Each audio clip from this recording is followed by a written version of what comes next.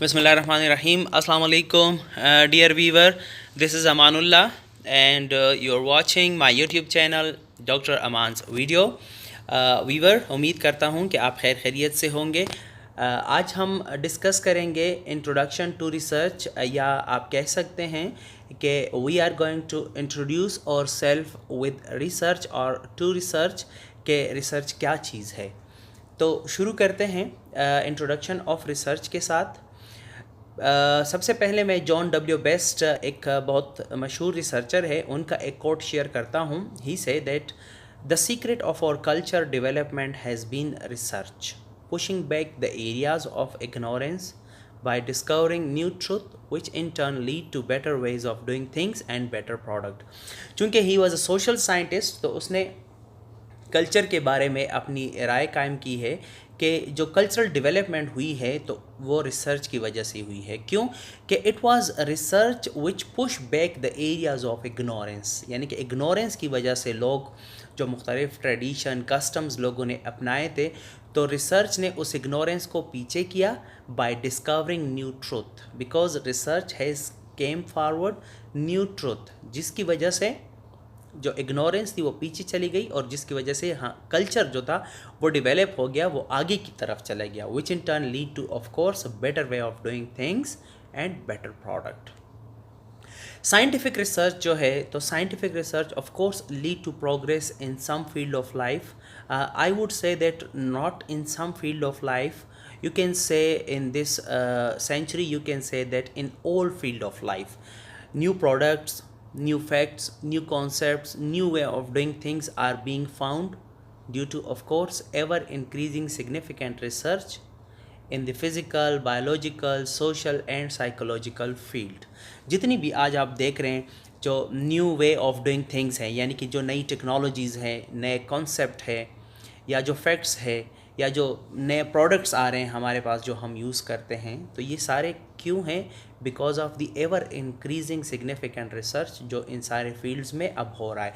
इसलिए अब आप कह सकते हैं कि जो रिसर्च है तो it is no longer confined to the scientific laboratory today, बल्कि दुनिया के ज़िंदगी के हर पहलू में और ज़िंदगी के हर शोबे में आजकल रिसर्च हो रहा है. और you can say that you are not able to run any aspects of life without doing research.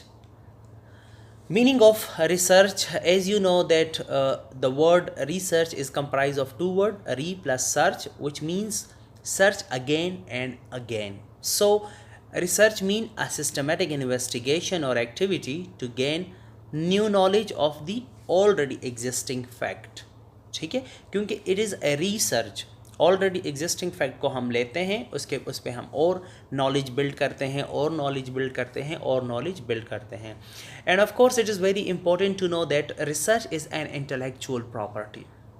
ये एक इंटेलेक्चुअल प्रॉपर्टी है, बट आपको ये भी पता होना चाहिए कि research is not confined to the intellectual property. You can to the intellectual people, you can say कि जो इंटेलेक्चुअल पीपल है, यानी कि जो काबिल लोग हैं, उनकी कंट्रीब्यूशन ज़्यादा है, लेकिन पूरी दुनिया में एवरेज और बिलो एवरेज लोग भी रिसर्च में कंट्रीब्यूट कर रहे हैं और वो रिसर्च कर रहे हैं. It is responsible of course bringing to light new knowledge. It is also responsible for correcting the present mistakes, removing existing misconception and adding new learning to the existing fund of knowledge. Different definition of the research की बात करते हैं. जब आप Google करते हैं, internet की दुनिया पे जाते हैं, या आप बुक देखते हैं, तो you can find many different definition of the research, लेकिन ऑलमोस्ट सबका एक ही मतलब होता है. सो यहाँ पे भी मैंने 3 डेफिनीशन उठाए हैं. First of all, research is a scientific inquiry aim at learning new fact और टेस्टिंग आइडिया. और you can define research as it is a systematic collection, analysis and interpretation of data to generate new knowledge and answer a certain questions or solve a problem. ठीक है, यहाँ कुछ चीज़ें हैं. First of all, of course जब हम research करेंगे तो डेटा की बात आएगी. आप सारे लोग जानते होंगे that what do you mean by data. Data, any piece of information is known as data. For example मैं आपसे पूछूं कि आज क्लास में कितने स्टूडेंट आए, आप मुझे कहें सर 20 स्टूडेंट आए हैं, तो ये आपने मुझे डेटा प्रोवाइड किया, you have provided me a piece of information, ठीक है। तो any piece of information is known as data. तो जब रिसर्च की हम बात करते हैं तो डेटा तो लाजमी अंडर डिस्कशन आएगा। तो रिसर्च क्या है कि हम सिस्टमेटिकली, ये वर्ड बड़ा इंपॉर्टेंट है सिस्टमेटिकली, बिकॉज जब आप अनऑर्गेनाइज काम करते हैं या डिसऑर्गेनाइज फैशन में काम करते हैं तो it is not research of course. तो in a systematic way you need to collect data, then you need to analyze that data, and then you need to interpret or draw a conclusion from that data. That conclusion or interpretation of course generate new knowledge, and this new knowledge would answer any questions or would solve a problem. Or you can define research is an endeavor or attempt to discover, develop and verify knowledge, more or less वही बात है। Again, it is an intellectual process that has developed over hundreds of years, ever changing in purpose and form and always reaching to truth. अच्छा, ये है कि as we know that it is intellectual process, अब ये नहीं है कि research आज शुरू हुआ है, तो it has developed over hundreds of years। जब से ह्यूमन बीइंग एग्जिस्ट कर रहा है तो रिसर्च डिफरेंट फॉर्म्स में हो रहा है, लेकिन जो अहम बात है वो ये है कि इट इज़ एवर चेंजिंग। हर ज़माने के साथ, वक्त के साथ जितनी नॉलेज इंसान गैदर कर रहा है, जितना फंड्स ऑफ नॉलेज इंसान बढ़ा रहा है, तो उसके साथ रिसर्च का पर्पस और रिसर्च का फॉर्म जो है वो चेंज हो रहा है। लेकिन एक थिंग जो है वो नोटिसेबल है कि it always reaching to the truth. Research का जो बुनियादी मकसद है वो ये है कि research will lead to the truth, and of course truth जो है वो हर मसले का सलूशन है। तो इसलिए रिसर्च जो है, research always explore reality, and reality is the solution of every problem. Type of research जब आप अगर देखें तो there are different ways, research को डिफरेंट तरीक़ों से डिवाइड किया गया है, लेकिन जो मोस्ट कॉमन टाइप्स हैं तो मैंने सिर्फ वो 2 डिवीज़न ली है, मैं उनको डिस्कस करूँगा। The classical broad division of research are, one is basic and applied research. ये हमेशा आपको सुनने में मिलेगा कि basic and applied research. So first read करते हैं। The basic research is necessary to generate new knowledge to deal with major unresolved health problem. मैं सिंपल आपको ये बताऊं कि जो बेसिक रिसर्च है, तो बेसिक रिसर्च के बारे में ये कहा जाता है कि basic research is done for the sake of knowledge, यानी कि हम सिर्फ नॉलेज बढ़ाते हैं, हम सिर्फ थ्योरेटिकल नॉलेज बढ़ाते हैं। जो फंडामेंटल प्रिंसिपल है किसी भी फेनोमेना के, उसको समझने के लिए हम बेसिक रिसर्च करते हैं। लेट्स से मैं हेल्थ से एक एग्जांपल दूं कि कोई डिजीज़ है, हम उस पर ये रिसर्च करना चाहें कि इसके साइन सिम्टम्स क्या हैं, तो हम उसके बेसिक प्रिंसिपल जो है उसको समझने की कोशिश कर रहे हैं, ठीक है। या पैथोजेनेसिस का जो मैकेनिज़्म है उसको हम डिस्कस करते हैं, उस पर रिसर्च करते हैं, और बेसिक जो पैथोजेनेसिस का मैकेनिज़्म है उसको एक्सप्लोर करते हैं कि ये स्टेप्स है और पैथोजेनेसिस जो है वो इस तरह डेवलप हो रही है।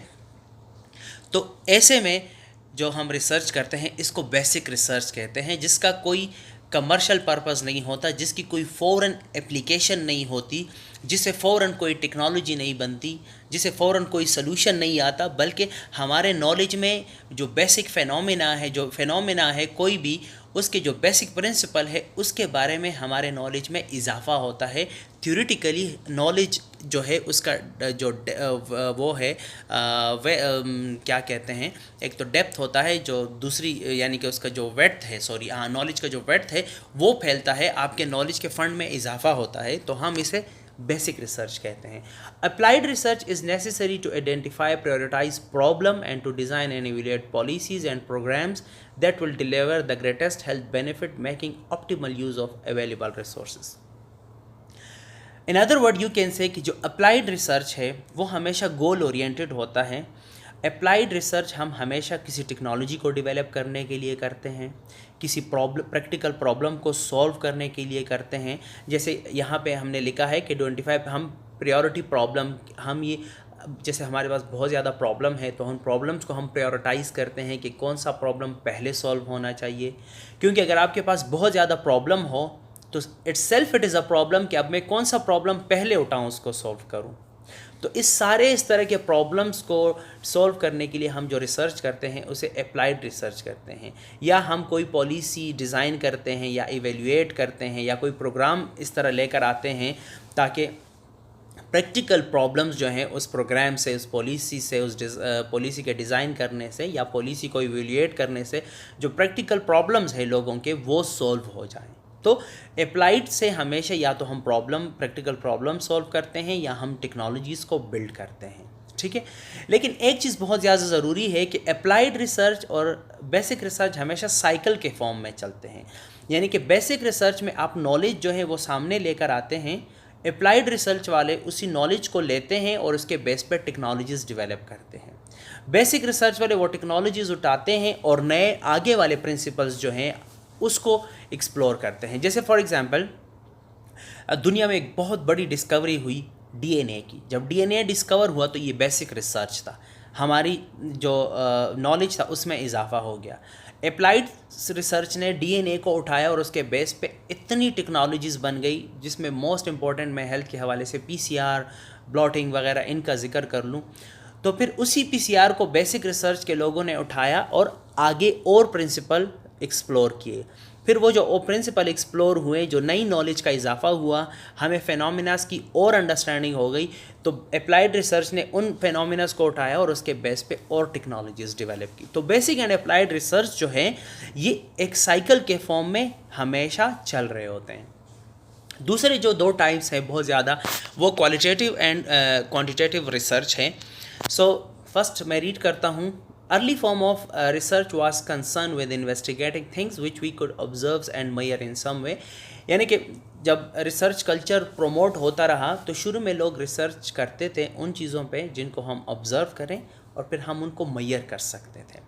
यानी कि हमारे पास कोई न्यूमेरिकल डेटा आ जाए, जैसे लेट से कि हम टेम्परेचर जो है उसको मेजर कर लें कि 32 डिग्री सी है, आज कल 35 डिग्री सी है, परसों 42 डिग्री सी था। तो इस तरह अब ये जो हम मेजर करते हैं तो मेजरिंग के बाद हमारे पास न्यूमेरिकल फिगर आता है। तो इस टाइप के रिसर्च को हम क्वांटिटेटिव रिसर्च करते हैं। Such observation and measurements can made objectively and repeated by other researcher. और इसको दूसरे रिसर्चर भी जब रिपीट करतेंगे तो उनके पास एग्जैक्ट वही न्यूमेरिकल फिगर आएगा। So this process is refer to as quantitative research. या फॉर एग्ज़ाम्पल हम कहते हैं कि हम फ्रीक्वेंसी मालूम करना चाहते हैं पाकिस्तान में कि हेपेटाइटिस बी की फ्रीक्वेंसी क्या है, तो हमारे पास एक न्यूमेरिकल फिगर आएगा। अब ये क्वांटिटेटिव रिसर्च है, ठीक है। या हम जो है लेट्स से कि कोई एसोसिएशन मालूम करना चाहते हैं, तो एसोसिएशन जो है हमारे पास एक हम मेजर करेंगे कि इसमें एसोसिएशन है तो कितना है, पॉजिटिव एसोसिएशन है, नेगेटिव एसोसिएशन है। तो all these type of research are known as quantitative research. Much later यानी कि बाद में जो रिसर्चर्स थे they were interested in studying human behaviour and the social world inhabited by human being. यानी कि जब इंसान ने ह्यूमन बिहेवियर को स्टडी करना शुरू किया, जो हमारी समाजी दुनिया है, सोशल वर्ल्ड है, जो हमारे रस्म व रिवाज हैं, हमारे माशरती अक़दार हैं, यानी कि सोशल वैल्यूज़ जो हमारे हैं, जो हमारे रिलीजियस वैल्यू हैं, मज़हबी अक़दार जो है, जब इंसान ने इन चीज़ों को स्टडी करना शुरू किया, so they found increasing difficulty in trying to explain human behaviour in simply measurable term. तो ये मसला सामने आया कि ह्यूमन बिहेवियर को तो आप मेजर नहीं कर सकते।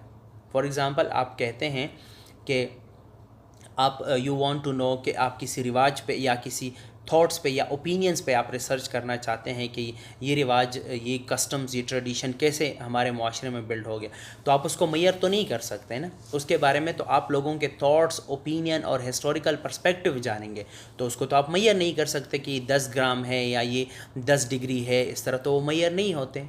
तो इसलिए क्योंकि बिकॉज जो मेजरमेंट है it tells us how often, यानी कितना, हाउ मैनी, ठीक है, people behave in a certain way, they do not adequately answer why and how question, कैसे हुआ। मैं जैसे फॉर एग्ज़ाम्पल मैं कहूँ कि पश्तून माशरे में मैं किसी रिवाज को लूँ कि ये रिवाज हमारे यहाँ कैसे आया और कहाँ से आया, अब ये वाले क्वेश्चंस तो मेजर नहीं होते। So research which attempt to increase our understanding of why things are the way they are in our social world and why people act the way they do is qualitative research। जब हम behaviour पे research करेंगे, social फेनोमेनास पे research करेंगे। जैसे for example मैं कहूँ कि हम ये कहें कि पश्तून मुआशरे में शटलकॉक बुर्का कहाँ से आया और ये कैसे हमारे यहाँ परवान चढ़ा कि हम शटलकॉक बुर्का बहुत ज़्यादा पसंद करते हैं और इसी को यूज़ करते हैं, ठीक है। तो इस पे तो हम लोगों के ओपिनियन, थॉट्स और हिस्टोरिकल पर्सपेक्टिव देखेंगे, वो तो मैयर नहीं हो सकते, वो तो वाई हाउ वाले क्वेश्चंस होंगे। तो ये जो रिसर्च होगा इसके लिए हमें फिर क्वालिटेटिव रिसर्च करनी पड़ेगी, या यू कैन से कि ये वाली जो रिसर्च होगी ये फिर क्वालिटेटिव रिसर्च होगी। इसके डिज़ाइन भी अलग होंगे, इसकी इंटरप्रिटेशन भी अलग तरीके से होगी, इसकी डेटा एनालिसिस भी अलग तरीके से होगी, इसकी डेटा इंटरप्रिटेशन भी अलग तरीके से होगी। जबकि क्वांटिटेटिव रिसर्च जो है उसके रिसर्च डिज़ाइन भी फिर अलग होंगे, उसके डेटा कलेक्शन के टूल्स भी अलग होंगे, डेटा एनालिसिस के टूल्स भी अलग होंगे और डेटा इंटरप्रिटेशन और कंक्लूजन के टूल्स भी अलग होंगे, क्योंकि यहाँ पे बिल्कुल जो अप्रोचेस है वो अलग है। वेरी सिंपल फॉर्म में आप कह सकते हैं कि क्वांटिटेटिव में हमेशा हमारे पास न्यूमेरिकल फिगर्स आते हैं जिसको हम मैयर कर सकते हैं, जैसे 2 + 2 4। जबकि क्वालिटेटिव में हमारे पास 2 + 2 4 नहीं होता, बल्कि हम ये कहते हैं कि आपका क्या ख्याल है, आप इस बारे में क्या कहते हैं, आपकी क्या अंडरस्टैंडिंग है। तो उसको हम फिर 2 + 2 4 नहीं कह सकते, वो नॉन न्यूमेरिकल डेटा होता है। टाइप्स ऑफ रिसर्च, अच्छा, क्वालिटेटिव रिसर्च जो है it is concern with developing explanation of social phenomena, that is to understand the world in which we live and why things are the way they are. जब हम जानना चाहें कि हमारे यहाँ आसपास जो ये दुनिया है, जो रस्म व रिवाज है, ये लोगों के जो मुख्तलिफ़ किस्म के वैल्यूज़ हैं, रिलीजियस वैल्यू हैं, सोशल वैल्यूज़ हैं, कल्चरल वैल्यूज़ है, ये क्यों कैसे हैं और लोग इस तरह बिहेव क्यों करते हैं, तो ये सारे काम हम फिर क्वालिटेटिव रिसर्च में करेंगे। It is concern with the social aspects of our world and seeks to answer questions about why people behave the way they do, how opinion and attitudes are formed, how peoples are affected by events that go on around them, how and why cultures have developed in the way they have। ठीक है ना। मैं थोड़ा सा आपको 1-2 word explain कर दूं। जैसे how people are affected by the event, जैसे हम कहें कि हम ये देखना चाहते हैं कि पाकिस्तान में कोरोना ने लोगों को किस तरह इफ़ेक्ट किया, क्योंकि एक बहुत बड़ा इवेंट था जो हर जगह हो रहा था, ठीक है। तो ये सारी चीज़ें फिर हमारे पास क्वालिटेटिव रिसर्च में आएंगी। Purpose of research, of course, the purpose of research is to discover answer to questions through the application of scientific procedure. The main aim of research is to find out the truth, as I told early, which is hidden and which has not been discovered as yet. Though each research study has its own specific purpose, but there are some journals objective of research, जो ये हैं। हम research कर, अच्छा, हर study का अपना एक objective होता है, लेकिन ये जर्नल गोल्स हैं जो हमेशा रिसर्च में किसी न किसी हवाले से हमारे सामने आते हैं। जैसे for example to gain familiarity with a phenomena or to achieve new insight into it. कोई फिनोमेना है, कोई भी काम जो होता है आसपास उसको फिनोमेना कहते हैं। Any occurring is known as phenomena. Again I repeat, any occurring is known as phenomena. तो हम किसी भी फिनोमेना से अपने आप को फेमिलियर करना चाहते हैं या इसके बारे में डीप इंसाइट करना चाहते हैं, तो we need to do research. या हम एक्यूरेटली किसी के कैरेक्टरिस्टिक्स, कोई इंडिविजुअल है या कोई ग्रुप है या कोई सिचुएशन है, उसके एक्यूरेट कैरेक्टरिस्टिक्स जो हैं उसके बारे में हम जानना चाहते हैं, तो of course we need to do research to determine the frequency with which something occur or with which it is associated with something else. Of course we need research to test a hypothesis, a causal relationship between variable. So of course again we need to do research. I hope कि आपको research का एक छोटा सा introduction अच्छा लगा होगा। If you have any questions or suggestions, you can write me on khuramtalvi@gmail.com। अगर कोई न्यू व्यूवर है जिसने अभी तक हमारा चैनल सब्सक्राइब नहीं किया, so I would request to subscribe my YouTube channel Dr. Aman's Video. Try to hit bell icon in order to get notification for my latest videos and updates. Thank you so much for watching my YouTube channel. Fi Amanillah.